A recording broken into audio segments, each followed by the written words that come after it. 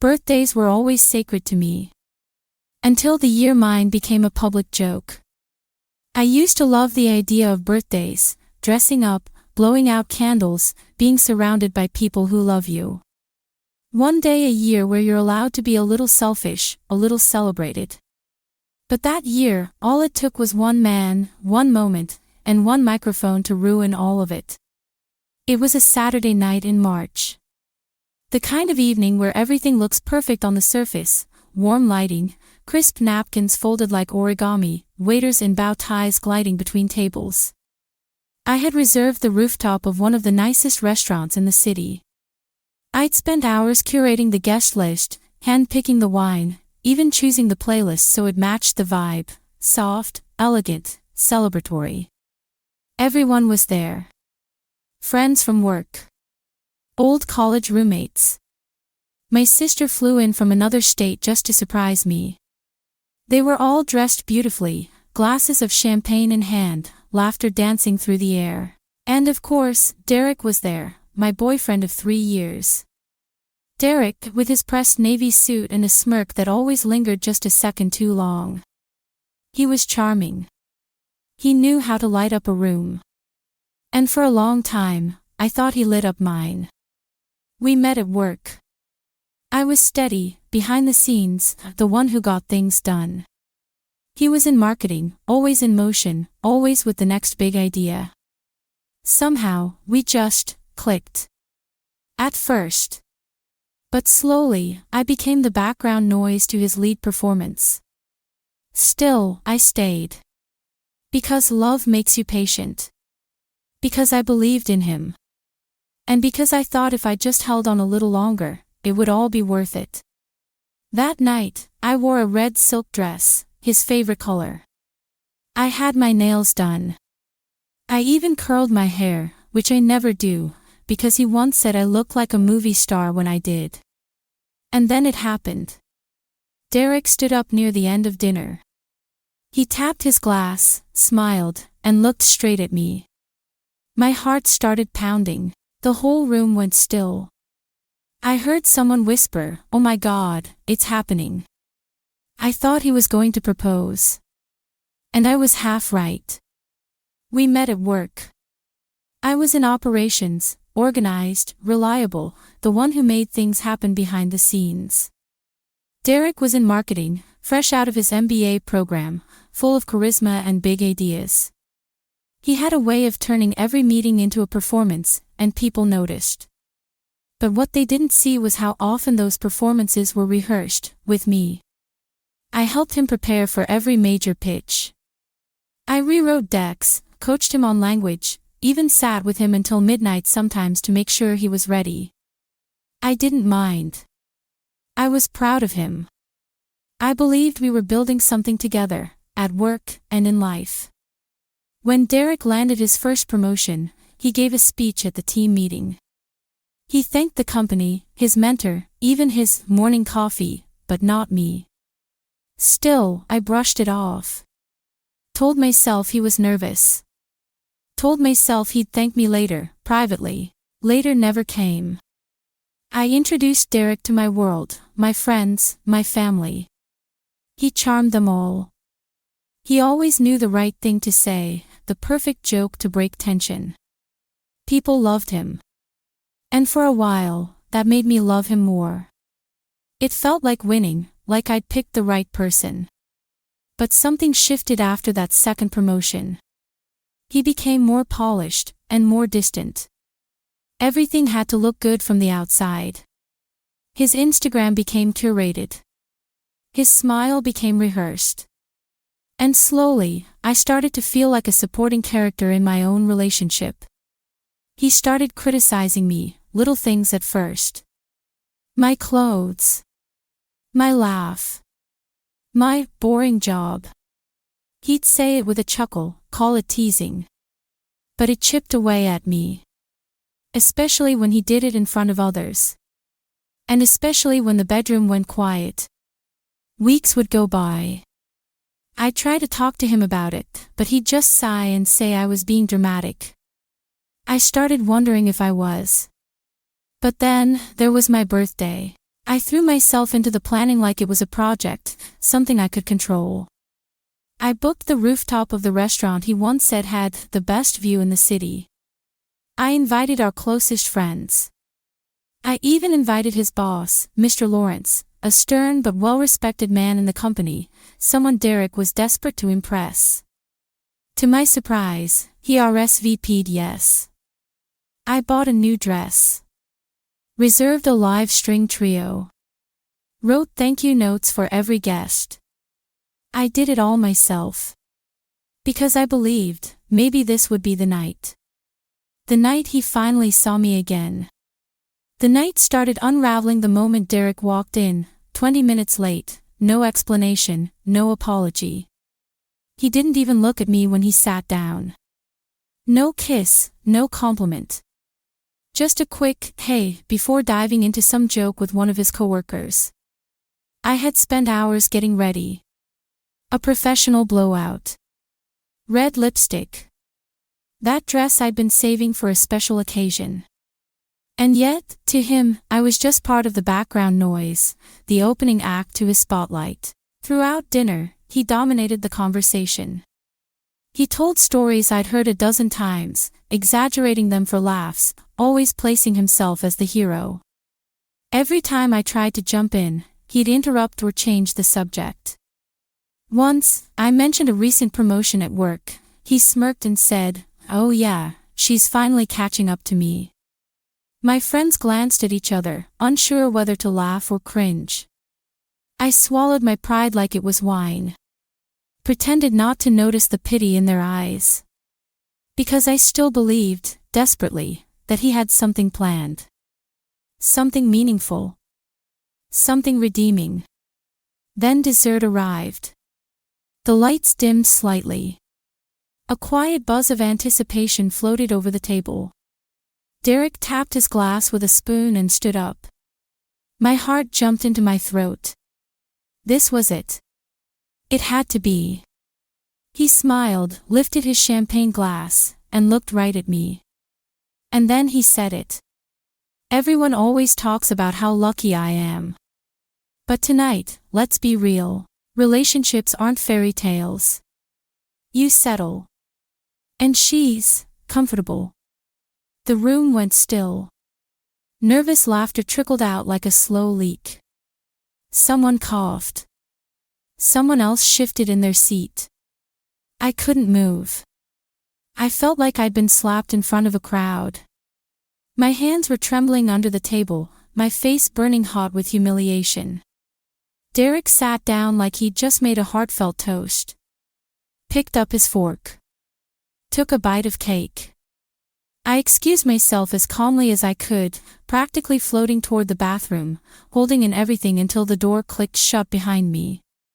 Then I broke. Silent tears, muffled gasps, shaking hands gripping the porcelain sink. A moment later, the door creaked open. My friend Marissa walked in, eyes full of empathy but edged with fire. She hugged me and whispered, "You deserve better. He's not even worth your tears." And in that moment, something in me shifted. Something sharp and clear. I wiped my face, stood taller, and looked myself in the mirror. I wasn't going to cry. I was going to burn it down. I didn't speak to Derek for 2 full days. No texts. No calls. I needed silence, not for him, but for me. I needed to hear my own thoughts again, without his voice twisting them into something small. On the 3rd day, he texted me. "You took that too seriously. It was a joke. Grow up." No apology. No ownership. Just another deflection dressed as sarcasm. I stared at the message, then deleted it without replying. That's when I opened my laptop. I didn't cry. I didn't rage. I planned. I created an event, my 2nd birthday celebration. Except this time, it wouldn't be about me blowing out candles or dressing up to impress anyone. This party would be a stage. A statement. I named it Milestones and Mirrors, what we've grown from. Subtle. Classy. Just cryptic enough to keep people curious. I reached out to a former coworker, Clara, now in PR. We hadn't spoken in over a year, but when I explained what I needed, she replied, "I owe you. Let's make it unforgettable." She got me access to an exclusive event space downtown, exposed brick, chandeliers, the kind of place that made people whisper, "Wow," under their breath. Then I began sending out personalized invites. Not mass texts. Not Instagram stories. Handwritten cards delivered with embossed envelopes. Elegant. Thoughtful. Unforgettable. I invited everyone from my original dinner, friends, colleagues, even a few people who barely spoke to me anymore. I wanted them to see. And yes, I invited Derek. But not before I sent one final card, to Mr. Lawrence, Derek's boss. I addressed it personally. Inside, I wrote, "You're cordially invited to an evening of growth, reflection, and celebration. Your presence would mean a great deal." The final message I sent was to Derek. A text, short and sweet, "You're welcome to attend. I'll be addressing something important." I could almost feel the confusion buzzing through his phone. The ego kicking in, the need to be in the room where attention might turn his way. But this time, it wouldn't. This time, the spotlight would be mine. The night of the event arrived, and I was calm in a way I hadn't felt in years. I wore a sleek black dress, simple, sharp, powerful. My hair pinned back, my voice rehearsed but grounded. I didn't need to prove anything tonight. I just needed to tell the truth. People began to arrive one by one, drawn in by the venue's soft lighting, the live cello humming in the background, the glass walls overlooking the city skyline. It didn't feel like a birthday party, it felt like a curated experience. And that was the point. Derek walked in halfway through the evening. Late, of course. He paused at the entrance, scanning the room. He looked confused. This was clearly bigger, more intentional, more me than he expected. He approached cautiously, scanning the guest list, probably already calculating how to insert himself into it. Then came Mr. Lawrence. He entered wearing a tailored gray suit, shook my hand firmly, and said, "This is stunning. You really pulled this together." I smiled. Every detail. He nodded. Impressive. The room quieted when I took the mic. I stood under a warm spotlight, took a slow breath, and said, "Tonight's not just about celebration, it's about reflection. It's about what we outgrow, what we carry, and what we finally decide to let go of." I spoke about growth, not the kind you post about online, but the kind that happens after you've been overlooked, talked over, or dismissed. Some of us build others up, I said, scanning the crowd. And some of us climb and forget who gave them the ladder. I didn't say his name. I didn't need to. Everyone's eyes shifted toward Derek. He was stone still, wine glass frozen mid-sip. Then I turned to Mr. Lawrence. Years ago, a campaign got noticed by corporate. It changed someone's career. What most people don't know is, I co-wrote that pitch. Every key message. Every insight. I never got the credit. Until now. Mr. Lawrence's brow furrowed. "Wait, that pitch came from you." Derek looked like he'd swallowed glass. He started to speak, something about collaboration or partnership, but the words tripped out flat and empty. I smiled softly. I used to let people speak over me. Not anymore. Mr. Lawrence turned to me, curious and suddenly very interested. "You ever considered consulting on our upcoming brand restructure? We need someone who sees through the noise." I could barely contain my breath. "I'd love to." Later that night, I overheard whispers. Derek had been pulled off a key client. Something about overpromising and internal misrepresentation.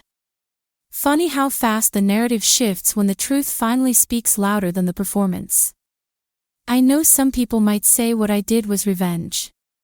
But it wasn't. It was about remembering my power.